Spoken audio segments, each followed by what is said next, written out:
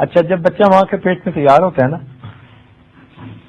تو انسان کا سسٹم آٹومیٹک اس کو ڈلیوری کے لیے تیار کر دیتا ہے.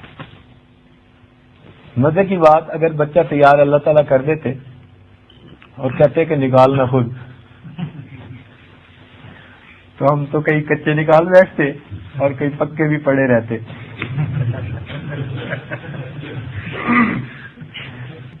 جب بچہ ماں کے پیٹ میں بالکل تیار ہو جاتا ہے، ایک سسٹم ہے اس کے جسم میں، تھرموسٹیٹ لگی ہوئی ہے، یوں سمجھ لیں، ایکٹیویٹ ہو جاتی ہے. اب جب وہ سسٹم ایکٹیویٹ ہوتی ہے تو انسان کا اپنا سسٹم اس بچے کو پش کرنا شروع کر دیتا ہے باہر. اچھا، یہ جو کہتے ہیں نا جی عورت کو دردیں محسوس ہو رہی ہیں، وہ دردیں کیا ہوتی ہیں؟ بیسیکلی جو پیٹ کے مسل ہوتے ہیں نا، وہ سکڑتے ہیں پھر کھلتے ہیں، پھر سکڑتے ہیں، تو بچہ آگے کی طرف پش ہو رہا ہوتا ہے.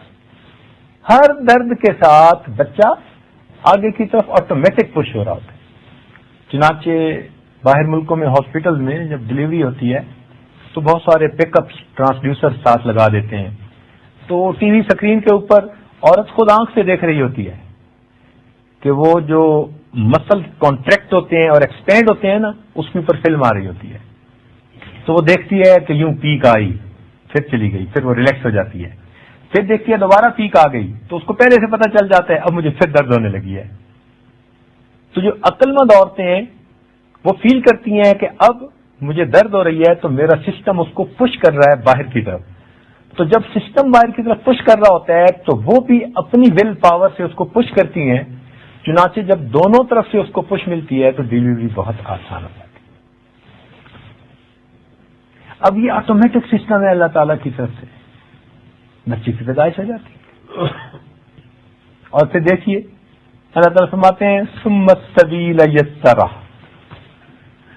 اے انسان ہم نے تمہارے لیے گزرنے کا راستہ آسان کر دیا. اب انسان دیکھے کہ ماں کے پیٹ سے اور رحم سے بچہ اتنا بڑا بالآخر پیدا ہو جاتا ہے. اور مزے کی بات کہ انسان کی یہ جو کھوپڑی ہے نا، یہ سب سے موٹا اس کے جسم کا عضو ہوتا ہے، سب سے موٹا. اس کھوپڑی کے درمیان میں کٹاؤ ہوتا ہے، اور وہ شروع میں جڑی ہوئی نہیں ہوتی. کھوپڑی دو حصوں میں ہوتی ہے، دو ہڈیاں. اسکل جو ہے it's not one, it's two halves separated from the centre.